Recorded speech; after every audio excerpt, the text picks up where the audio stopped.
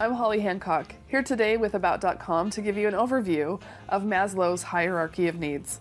You're probably wondering, who's Abraham Maslow? Well, Maslow was a researcher and a pioneer in the field of psychology in the 50s who was seeking to synthesize a large amount of information about research related to human motivation.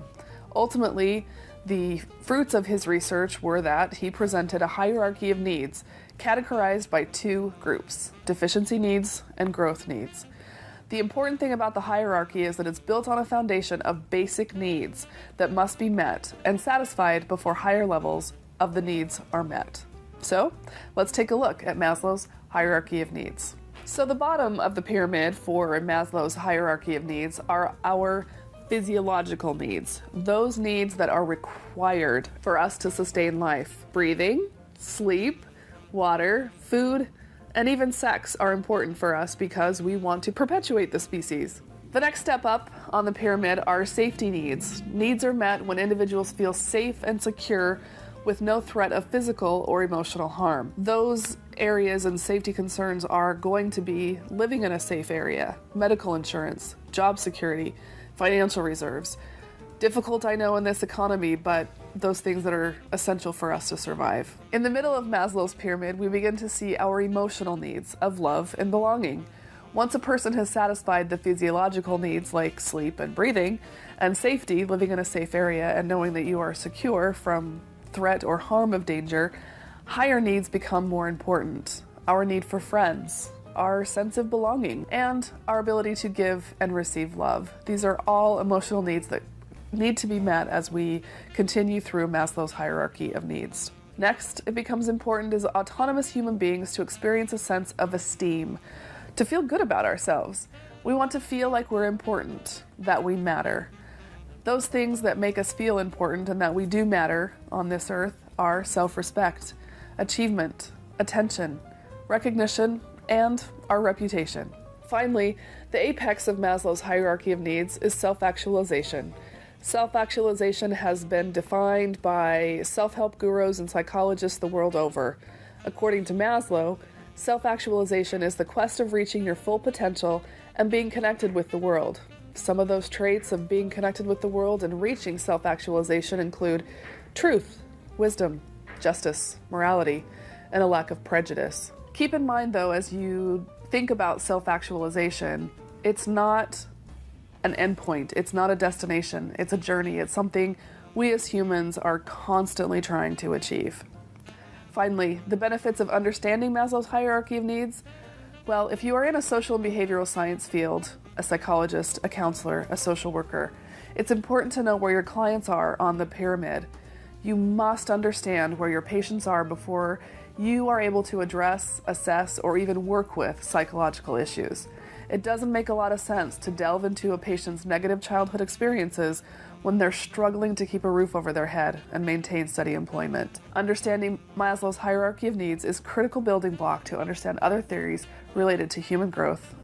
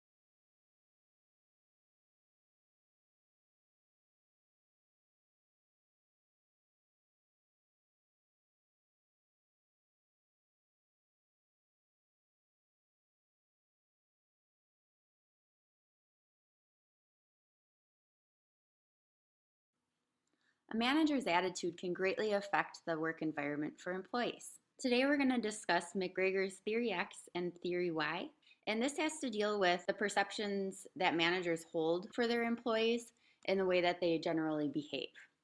So to start out, we have Theory X. Managers who fall into the Theory X category tend to believe that most employees do not like working and will avoid it as much as possible. In order for their employees to get work done, the manager feels that they need to control, threaten punishment, and force workers to do their job. They also think that most employees prefer to be directed, that they'll avoid responsibility at all costs, and that they have low ambition. And lastly, they think that employees are motivated by fear and money. As you can imagine, a manager who would fall under Theory X tends to watch the employees really closely. They'll tell the employees exactly what to do, what not to do, and generally punishment is more common than reward. They tend to not hand out tasks that include responsibility and take those on themselves and give more menial tasks to employees. On to Theory Y. As you can imagine, this is quite different than Theory X. A manager who tends to fall under Theory Y would assume that employees like to work, that people enjoy working towards a goal, that their commitment to goals increases based on the perceived reward for achieving them, that most employees seek responsibility, and that employees' imagination, creativity, and cleverness can be used to solve problems. They also believe that in an industry, the average person's intellectual potential is only partially realized. And lastly, people are motivated by a variety of rewards. So employees might try to find out what motivates each employee and try to reward them based on their unique motivators. Managers that have more of a Theory Y style tend to be more relaxed in their approach to management, where employees are more free to set their objectives, they maybe have some more authority, and they also get more flexibility. Manager might try to build an employee up so that they can feel more empowered and feel comfortable making important decisions that relate to their position. So now that we've covered Theory X and Theory Y, I want you to think about your current and past employers and consider which traits they've shown, whether they've shown some from Theory X or some from Theory Y. Okay, drum roll. Now it's time for the quiz. We are going to go through a couple different scenarios, and I want you to guess whether it is Theory Y or Theory X. Susie's been working for Bill, the supermarket manager, for about 5 months, and she knows her job well and she knows exactly what needs to be done. But every single morning, he comes in and watches her stock the shelves and nitpicks about every little thing, making sure it's perfect. Susie complies, but it makes her feel about this big. So is this Theory X or Theory Y? And the answer is Theory X. Emma is an entry-level marketing employee, and she works under Tina, who is a mid-level marketing manager. Emma is full of ideas for unique marketing campaigns, and while it's not necessarily her job, Tina encourages this. She shares her ideas with the other managers and sometimes with the CMO if she feels that it's a really strong idea. Emma absolutely loves that Tina sees her creativity and hopes to foster it. So what type of theory is this, X or Y? And the answer is Theory Y. Teddy just came to tell Barb, his boss, that he had completed the spreadsheets for their upcoming meeting. He had stayed up all night working on them and had gone through them carefully to ensure that they were just so. Barb takes one look at them, and instead of saying anything positive about the spreadsheets, she immediately says, "I don't like the look of it," and tells them to go change it. Teddy responds calmly to Barb, but then when he gets back to his room, he's just so upset. Her response to him just really makes him not want to work very hard for her. So is this Theory X or Theory Y? The answer is Theory X. Samantha works in sales, and John is her boss.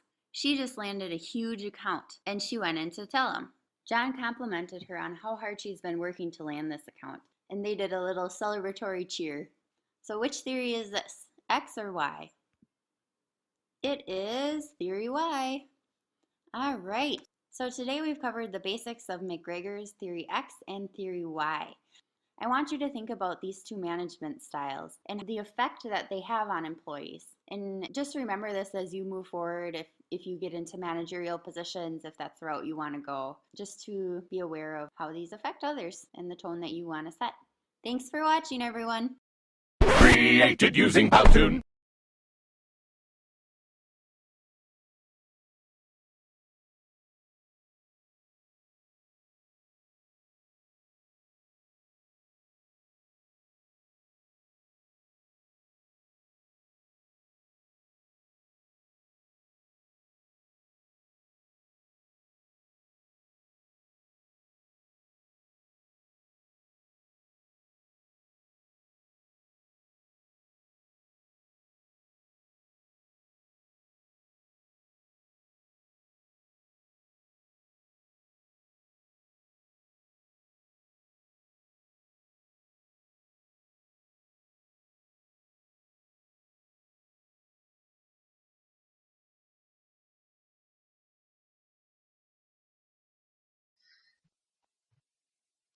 Another classic theory is Frederick Herzberg's motivational theory, which identified motivation and hygiene factors. Herzberg was the first to show that satisfaction and dissatisfaction at work nearly always arose from different factors and were not simply opposing reactions to the same factors. We can expand by stating that the job satisfiers deal with the factors involved in doing the job, whereas the job dissatisfiers deal with the factors which define the job context. Herzberg's theory, although developed in the 1950s and 60s, is relevant to ethical management and social responsibility, and the psychological contract. Herzberg understood and taught ethical management principles of responsibility, fairness, justice, and compassion in business. Although Herzberg is most noted for his hygiene and motivational factors theory, he was concerned with people's well-being at work and how to manage people properly for the good of all people at work. His research proved that people will strive to achieve hygiene needs because they are unhappy without them, but once satisfied, the effect soon wears off. People are not motivated by addressing hygiene needs, but by motivators such as achievement, advancement, and development, which represent a deeper level of meaning and fulfillment. Examples of Herzberg hygiene needs or maintenance factors in the workplace are policy, relationship with supervisor, work conditions, salary, status, job security, relationship with subordinates, and personal life. If hygiene factors are not addressed and taken to acceptable levels, staff can become demotivated.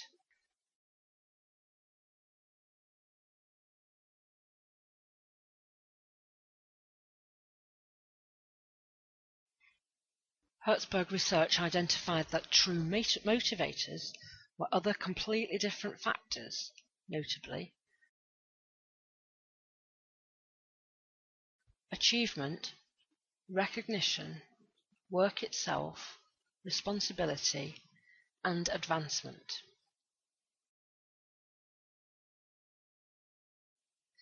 Money as a motivator. The question of how important a motivator money is addressed when he refers specifically to salary in his study. Herzberg acknowledged the complexity of the salary issue and benefits package and concluded that money is not a motivator in the way that the primary motivators are, such as achievement and recognition. Herzberg said about salary, viewed within the context of the sequences of events, salary as a factor belongs more in the group that defines the job situation and is primarily a dissatisfier.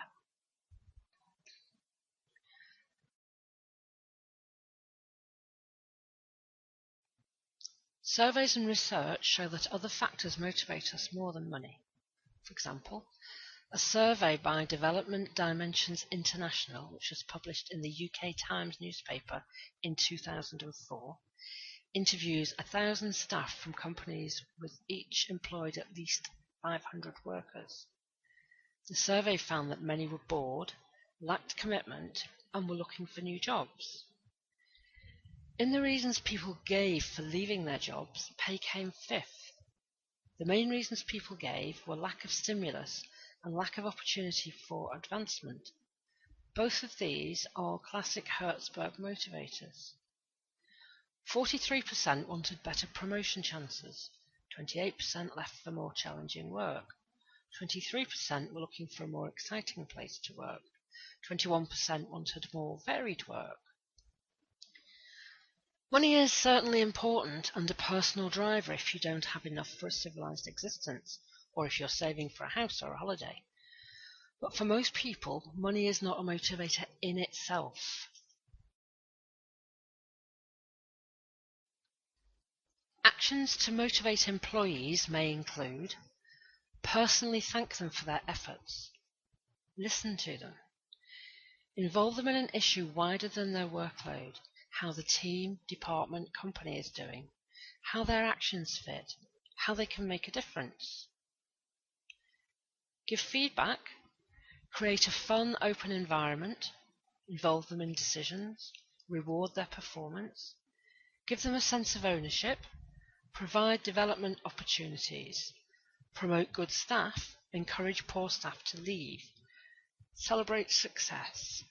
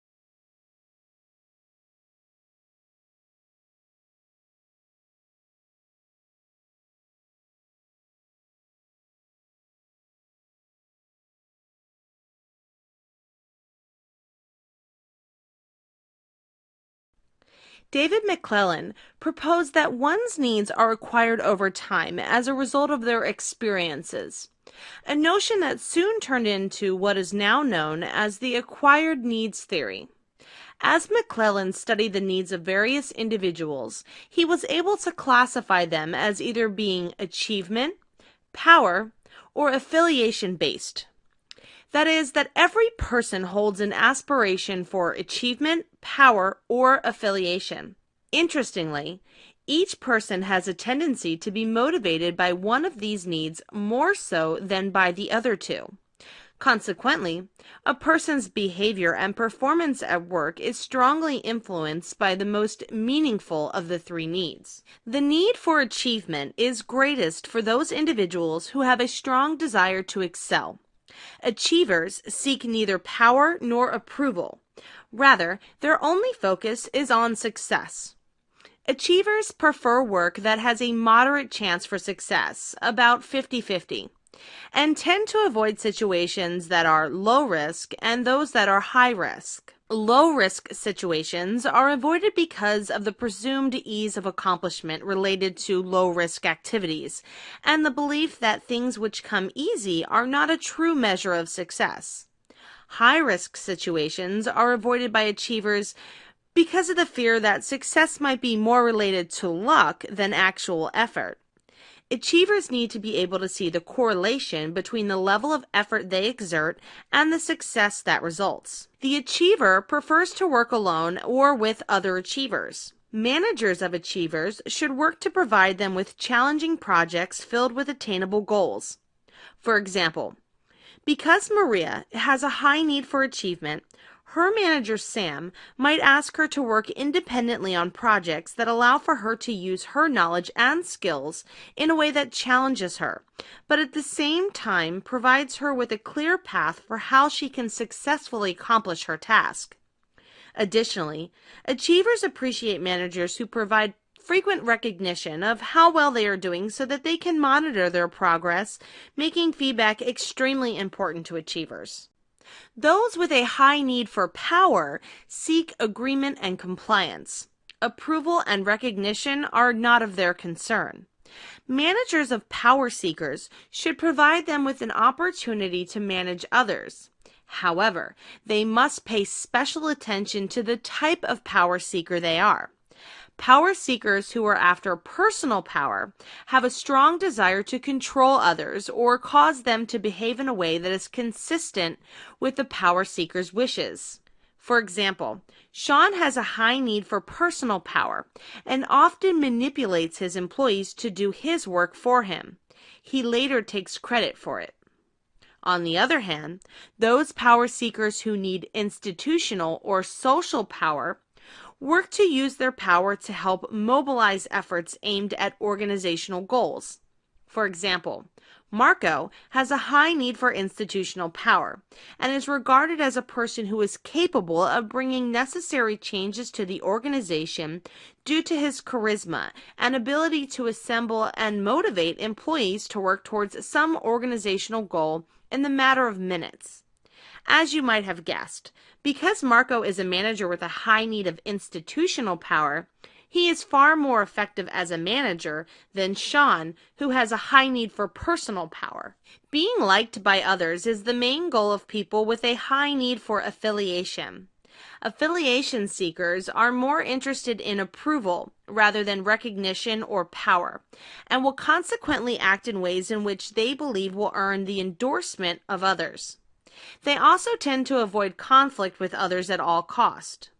Affiliation seekers prefer to work in groups and happily conform to the norms of the group. They thrive in situations where they can interact with others and have opportunities to build close interpersonal relationships. Therefore, managers of affiliation seekers should provide them with the opportunities to work in a cooperative environment. Those individuals with a need for affiliation look for harmonious, friendly relationships with other people, making personal sacrifices for others often at their own expense. For example, last week when Jane was asked by Mark to cover his shift at work, she willingly agreed. Yet she had already worked her maximum of 40 hours that week. This meant that she would not be paid for working Mark's shift. Because Jane has a high need for affiliation, she willingly complied with Mark's request, even when she knew she'd be working for free. Let's review. David McClellan proposed that one's needs are acquired over time as a result of their experiences, a notion that soon turned into what is now known as acquired needs theory. As McClellan studied the needs of various individuals, he was able to classify them as being either achievement, power, or affiliation-based. The need for achievement is greatest for those individuals who have a strong desire to excel. Achievers prefer work that has a moderate chance for success, about 50-50, and tend to avoid situations that are low risk and those that are high risk. Achievers also like to work alone or with other achievers. Managers of achievers should work to provide them with challenging projects filled with attainable goals. Those with a high need for power seek agreement and compliance. Managers of power seekers should provide them with the opportunity to manage others. However, they should pay special attention to the type of power seeker they are. Power seekers who are after personal power have a strong desire to control others. On the other hand, those power seekers who need institutional or social power use their power to help mobilize efforts aimed at organizational goals. Being liked by others is the main goal of people with a high need for affiliation. Affiliation seekers prefer to work in groups and happily conform to the norms of the group. They thrive in situations where they can interact with others and have opportunities to build close, harmonious, interpersonal relationships. Affiliation seekers often make personal sacrifices for others, often at their own expense. Therefore, managers of affiliation seekers should provide them with opportunities to work in a cooperative environment.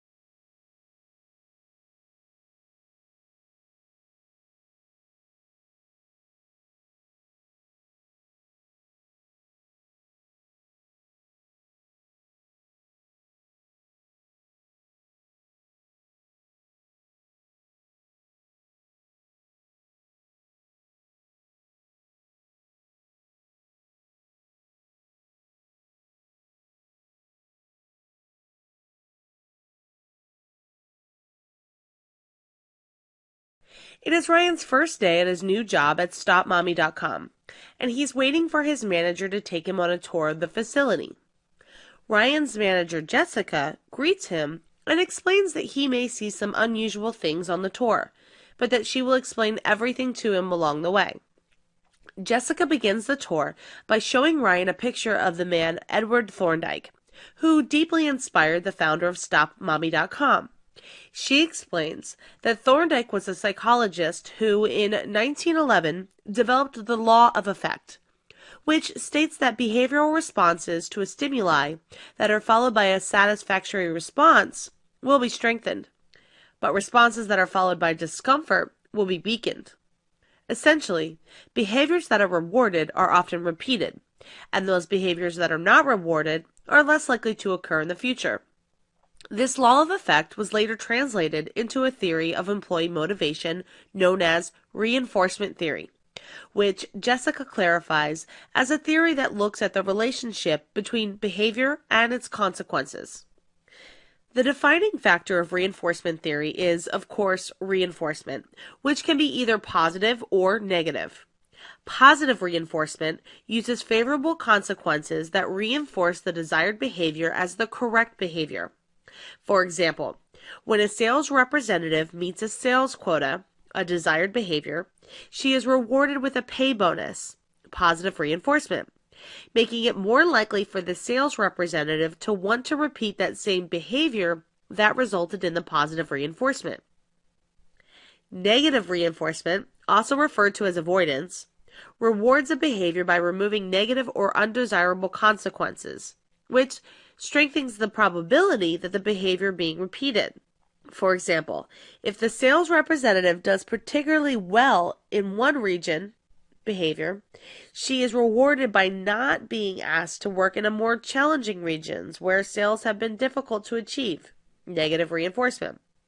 The sales representative will continue to work hard in the region she is currently assigned so that she is not forced to work in a less favorable one. It is important to note that reinforcement has nothing to do with good or bad behavior. In fact, many people make the mistake of confusing negative reinforcement with punishment. A person is punished in an attempt to decrease the probability of a behavior being repeated, whereas negative reinforcement is used to increase the probability of a behavior being repeated.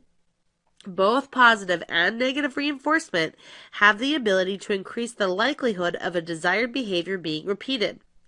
Because positive and negative reinforcement do not always work, there are two other reinforcement strategies that can be used, which include punishment and extinction.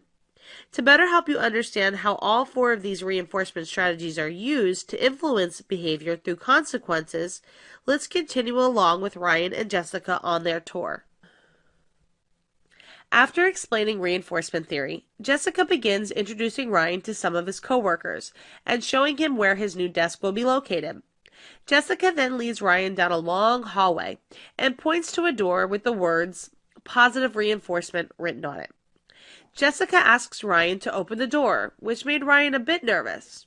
However, what was on the other side of the door quickly brought a smile to Ryan's face. On the other side of the door lay the mother of all break rooms. There were some employees getting a massage, plush pillow-top beds to take a nap on, a full-service bar, a chef who would cook any dish she wanted. There was coffee that brewed every 5 minutes to ensure maximum freshness, and there was even a unicorn that you could ride. Jessica explained to Ryan that this was the room of positive reinforcement, and any time he does something that she believes is desirable, he can enter the room of positive reinforcement.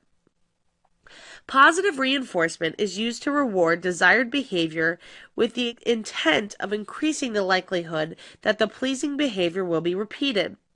Examples of positive reinforcement include pay raises, bonuses, promotions, awards, public recognition, and in this case, a lavish employee break room. In the workplace, managers can use positive reinforcement to increase productivity and improve employee and department morale. Jessica closed the door to the room of positive reinforcement and then points Ryan to another door marked negative reinforcement and avoidance. Ryan opens this door and lets out a scream. Unlike the room of positive reinforcement, this room was unpleasant, smelled of fish, was full of trash, had only a vending machine. The coffee looked as if it were 5 days old. There were no tables or chairs, and in place of the unicorn was a broken-down kiddie ride in the shape of a horse. Jessica explained to Ryan that this was the room of negative reinforcement and avoidance, and any time that he does something that she believes is less than desirable, he will be sent to the room of negative reinforcement and avoidance. She explains that this is not a punishment, but rather a reminder to him to always strive to exert desirable behaviors, or he will not be allowed into the room of positive reinforcement. When someone cannot enter the room of positive reinforcement, but needs to use the break room, they will have to settle for the room of negative reinforcement and avoidance. Negative reinforcement or avoidance is used by managers to show an employee what the consequences of unacceptable behavior will be. The goal is to get the employee to avoid the unacceptable behavior. If an employee does not engage in the unacceptable behavior, then he or she will not experience the consequence. As Jessica and Ryan continue their tour, a group of employees grab Ryan and duct tape him to the wall. It appears the employees at StopMommy.com like to haze new employees as a means of welcoming them to the company. This is something that Jessica has advised her employees not to do. Jessica immediately tells the employees to stop their behavior. She then turns and informs them that they will all be docked pay for the day because of their actions. As Jessica begins to remove Ryan from the wall, she tells him that this should serve as a lesson to him that inappropriate behavior can result in punishment at StopMommy.com. Jessica suspects that those employees will refrain from engaging in this type of hazing activities going forward because of the punishment. Punishment is used by managers to decrease the probability of an inappropriate behavior being repeated by employees. Examples of punishments include docking pay, demotions, threats, suspensions, and the loss of employee perks. Punishment essentially applies negative consequences for undesirable behavior. Remember, a person is punished in the attempt to decrease the probability of a behavior being repeated, whereas negative reinforcement is used to increase the probability of a desired behavior being repeated. Many believe that punishment, though extremely popular, should only be used if positive and negative reinforcement cannot be used or have failed previously. Ryan tries to cover for his coworker and get Jessica to reconsider the punishment. Jessica tells Ryan that she has tried to be lenient on this group before, but it has clearly not worked. She tells him about an incident last week where they ambushed a new employee with spitballs on his way to the bathroom. Jessica told the new employee that boys will be boys and to just ignore the behavior as it was not typical of them. Now that the incident was happening again, Jessica needed to punish the behavior so that it no longer occurred. Extinction occurs when a manager ignores unacceptable behavior. Extinction is similar to punishment in that its purpose is to decrease the probability of unwanted behavior.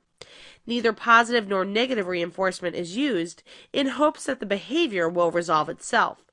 However, managers must be especially careful using this technique and be certain that the behavior is temporary, unusual, and not serious.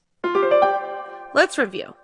Edward Thorndike was a psychologist who in 1911 developed the law of effect, which states that behavioral responses to stimuli that are followed by a satisfactory response will be strengthened, but responses that are followed by discomfort will be weakened. Essentially, behaviors that are rewarded are often repeated, and those behaviors that are not rewarded are less likely to occur in the future. This law of effect was later translated into a theory of employee motivation known as reinforcement theory, which is a theory that looks at the relationship between behavior and its consequences. The defining factor of reinforcement theory is, of course, reinforcement, which can be either positive or negative. However, because positive and negative reinforcement do not always work, there are two other reinforcement strategies that can be used, including punishment and extinction. Positive reinforcement uses favorable consequences that reinforce the desired behavior as the correct behavior.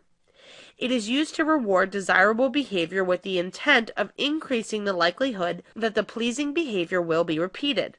Examples of positive reinforcement include pay raises, bonuses, promotions, awards, and public recognition. In the workplace, managers can use positive reinforcement to increase productivity and improve the employee or department morale. Negative reinforcement or avoidance is used by managers to show an employee what the consequence of unacceptable behavior will be. The goal is to get the employee to avoid the unacceptable behavior. If the employee does not engage in the unacceptable behavior, then he or she will not experience the consequence. Punishment is used by managers to decrease the probability of an inappropriate behavior being repeated by employees. Examples of punishments include docking pay, demotions, threats, suspensions, and a loss of employee perks. Punishment essentially applies negative consequences for undesirable behavior. Remember, a person is punished in the attempt to decrease the probability of a behavior being repeated, whereas negative reinforcement is used to increase the probability of a desired behavior being repeated. Extinction occurs when a manager ignores unacceptable behavior. Extinction is similar to punishment in that its purpose is to decrease the probability of unwanted behavior. Neither positive nor negative reinforcement is used in hopes that the behavior will resolve itself. However, managers must be especially careful using this technique and be certain the behavior is temporary, unusual, and not serious.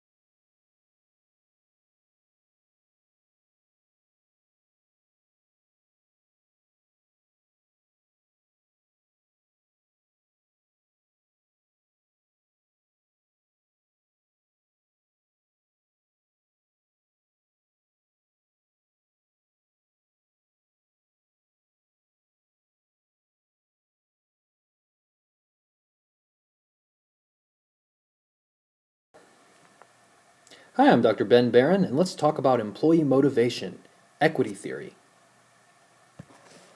Now, there are many helpful theories in understanding employee motivation, and equity theory is one more of those important theories. Equity theory helps us understand how our values influence our motivation. So let's consider the following situation, not an unusual situation. A basketball player in the NBA negotiated for a 5-year, $30 million contract.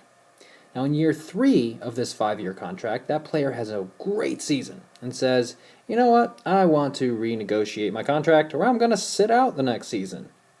Now, why might this be happening? Why might this player expect some sort of renegotiation to take place?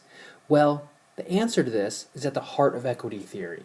And it's probably because he feels like he had more inputs that season, a really high quality performance, and therefore deserves more in terms of outcomes, deserves a larger paycheck. Equity theory has 5 key parts, and if you really understand these 5 parts of equity theory, you'll understand the theory. Number 1, people hold beliefs about their inputs and their outcomes. So their inputs, what they bring to the table at work, includes things like their education, the quality of the work, their quantity of their work, their experience, maybe the number of years that they've worked at that organization, their education, and so forth. And their outcomes could be anything that comes as a result of their behavior at work. So, for example, it could be their pay, it could be their reward, other types of rewards such as recognition and praise. So they hold beliefs about their inputs and their outcomes. Number 2, people compare themselves to a referent other. Now, referent other refers to anyone that you're comparing yourself to. It could be someone in your department. It could be someone in another organization, a friend. It could be a family member.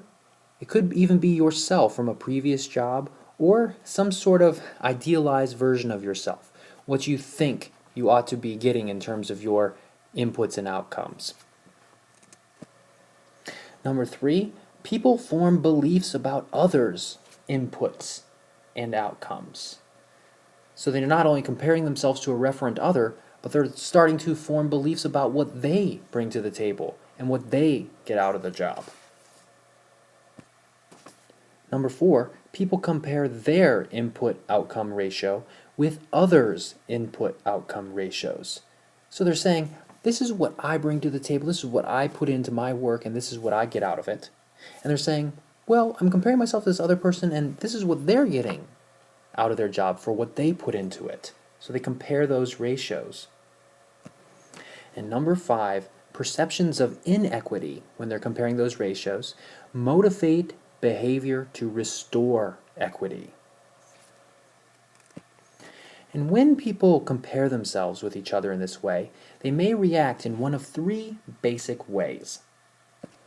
Number 1, overpayment inequity. And this is the condition resulting in feelings of guilt, in which the ratio of one's outcomes and inputs is more than the corresponding ratio of another person with whom that person compares him or herself. So this is when a person feels like he or she is getting more out of the job for doing less than someone else, so they feel guilty. Number 2, underpayment inequity.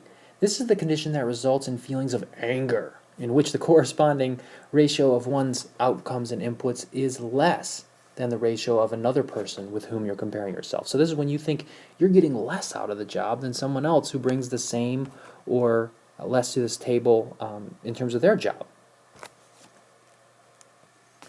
Number 3 is the equitable payment reaction. And this is when a person's outcome or input ratio is equivalent to that of another person with whom he or she is comparing himself.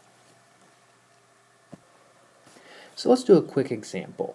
This is the case of Jane and Bob. So Jane and Bob. Jane is experiencing an inequity, and the question is, what can she do to reduce that tension and restore equity in her own mind? Now, her referent other is Bob, who is in her department, and she feels as if Bob gets more outcomes for an equivalent amount of input. So Jane is feeling like she is getting less out of the job for the same amount of work or the same amount of inputs. So what might she do to restore balance? Well, she may try to alter her outcomes. She may demand a raise. She might steal. She might try to alter her inputs. She may decrease her production. She may decrease her quality. She may arrive late. She might attack Bob's inputs, meaning that she might sabotage Bob. She might try to get more work delegated to him. Yeah, Bob can do it. Send it over his way. She might volunteer him for extra work. She may point out his overpayment to others, saying, look at all the money he's getting. She may reevaluate her own perceptions and convince herself of some new facts. She may say, well, maybe Bob actually has more education than I do, or maybe he does actually produce more. She may change her referent other. She may say, you know what, I really shouldn't be comparing myself to Bob. I should be comparing myself to Dave, because Dave is actually a better comparison point. She might do nothing and just sit there and be miserable at work. And for this to occur for the long term is a rare occurrence. For managers, equity theory has a number of important implications. But first, it's important to remember that equity theory is a perception-based theory, meaning that these ratios that I'm talking about that you come up with, they're yours and yours alone. They're going on in your head. So these same two people, Jane and Bob, they could be comparing themselves with each other and each conclude that the other has a better deal. Now for managers, the implications of equity theory are all about fairness. And that makes sense because this is a value-based theory. So in terms of payment, it means you should avoid underpaying people, also avoid overpaying people. In addition, give people a voice in decisions that affect them. Let them have some input into the decision-making process, and explain the outcomes and processes in a very thorough manner, being sensitive to these types of issues. Thanks for stopping by and have a great day.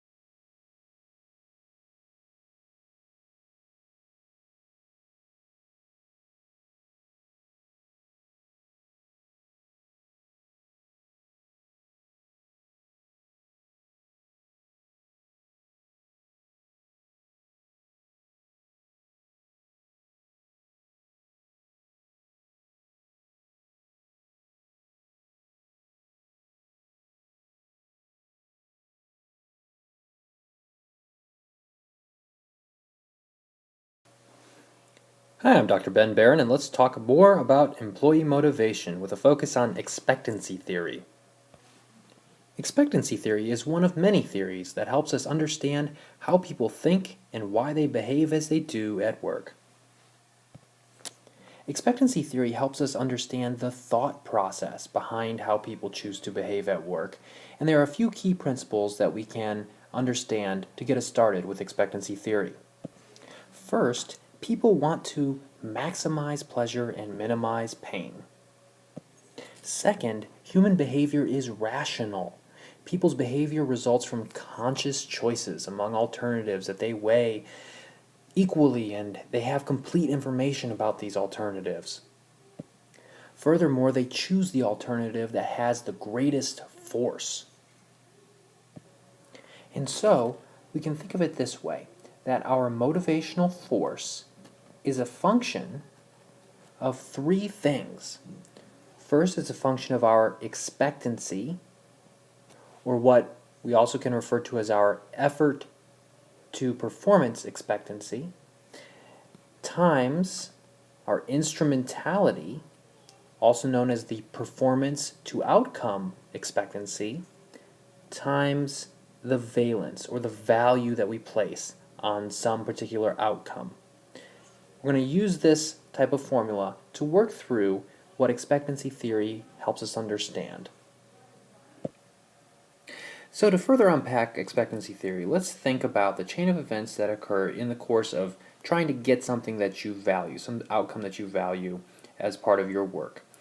Well, first of all, there is some sort of effort that needs to be exerted. That effort, you hope, will allow you to achieve some level of performance, allow you to behave in some sort of way. Behaving in that sort of way, one hopes, will allow you to achieve an outcome. So expectancy theory looks at human behavior at work in this way and suggests that there are two types of expectancies that we develop, certain types of probabilities that we come up with in our heads. The first one occurs right here, and this is called the effort, or E, to performance, or P, expectancy. And this is an individual's perception that his or her effort will result in a particular level of performance. So you can think of it as a probability from 0 to 1. So if I try really hard, am I actually going to reach this goal? So maybe in an academic course, if I study really hard, am I going to actually do well on that test? That's the E to P expectancy. The second expectancy occurs right here, and this is the performance, or P, to outcome expectancy, the P to O expectancy. So this suggests that we come up with some sort of probability in our heads, thinking about whether or not we achieve that level of performance. Is that going to get us something that we value? So if I do work really hard and I'm studying for a test and I do well on the test, is that going to get me an A in the course? Or does it not matter at all? Now, the final thing that we have to consider when we talk about expectancy theory are these outcomes. And all of these different outcomes that can occur based upon one's performance have different levels of value that we associate with them. And that value in expectancy theory is what we call the valence. The valence that we associate with that outcome. Now, the potential outcomes that we can have based upon some level of performance at work can take a lot of different forms, and we can value them in a number of different ways. So let's think about the different types of outcomes you can get for your effort at work. One of them might be pay. One of them might be promotion. Maybe praise or recognition from a supervisor or from others. Or maybe even something negative, like coworker ridicule if you perform really well or really poorly on something. Now, all of these different outcomes, all these different potential outcomes, there could be others, training opportunities, for example. All of these different outcomes can be valued in three different ways. We may see them as positive. I would really prefer to have one of these outcomes. They may be negative. I would prefer not to have that outcome. Or it might be neutral, in that I don't really care about that outcome. So earlier I talked about how one's motivational force was a function of one's expectancy, instrumentality, and valence. Instrumentality is just another phrase that's sometimes used for a performance to outcome expectancy. So again, think about it this way. One's motivational force is equal to one's E to P expectancy, we'll just call that expectancy, times one's P to O expectancy, and again, that's just the same thing as one's instrumentality, it's another word for it, times one's valence, or the value that they place on it. So, one's motivation can be reduced if any of these start to suffer. So if I don't really think that I'm going to be able, if I exert a lot of effort that I'm going to be able to achieve some level of performance, I'm not going to have quite as much motivation. If I know that I can achieve something, but I still don't really think it's going to get me something I want, so I have low P to O expectancy, I'm going to have a little bit less of a motivational force in that instance. Furthermore, if the valence or the value I place on that outcome, if that's really low, if it's not something I care about, if the outcome is, for example, getting praise from a supervisor, and I don't really care about that, then my motivation will be lower. So this is a very rational way to think about behavior and employee motivation at work. That's the assumption that we have, that people have a conscious, rational decision that they make about different alternatives at work. For managers, expectancy theory has a number of implications. I think the best way to think about this is to think about it in terms of the different components of expectancy theory. So first, we can think about the E to P expectancy. And the objective here is really to try to increase the belief among employees that they're capable of performing the job successfully. Because if they don't think that they're going to be capable of performing successfully, they're not going to want to do it. They're not going to have the motivation. So for that, you might want to do things such as select people who have the skills and abilities and knowledge to do the job well, provide training that can help them in that regard, provide enough resources, assign simpler or fewer tasks until they can master them, maybe even provide examples of other employees who have done it well in the past, because if they can say, well, so this person was able to successfully perform, then they will have a higher level of belief that they can do it, and additionally provide some coaching to help people become more confident in their own abilities. Secondly, we can think about the P to O expectancy. And again, the goal here is to increase the belief that good performance is going to get them some sort of outcome. So some things that managers can do along these lines are measure job performance accurately. They can also clearly explain outcomes so that people understand them. They can also describe how employees' rewards are based upon past performance. Maybe also provide examples of other employees whose very high levels of performance have resulted in higher rewards. So they can see that link a little bit better. And finally, when it comes to outcome valences, the goal here is to increase the expected value of those outcomes that result from desired performance. So some implications for managers are distribute rewards that people value, which is rather interesting because oftentimes we assume that people value certain things.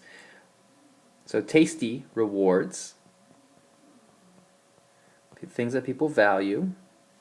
Also, maybe thinking about individualizing rewards. One size doesn't necessarily fit all.